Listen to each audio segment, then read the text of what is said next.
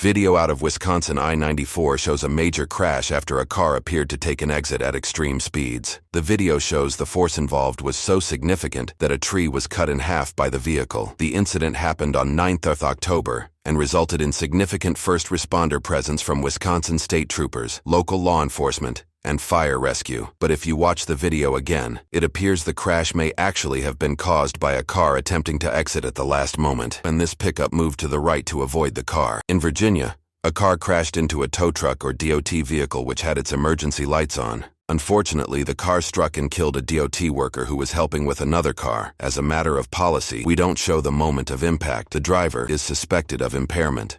In Iowa, this Chevy Impala started smoking and the driver was wise enough to get some key items out of the trunk, including a gallon gas tank, before the car quickly caught fire and became fully engulfed. The incident happened on US 30 at State Avenue on October 7th. In Wisconsin, a pickup truck collided with the back of a stopped semi-truck after realizing too late that there was stopped traffic ahead.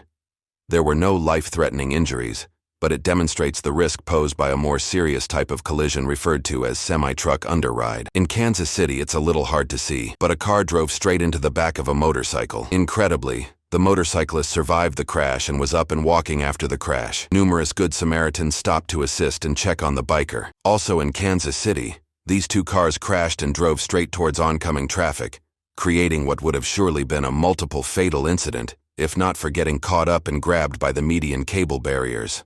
A multi-fatal crash was prevented, and this incident resulted only in property damage.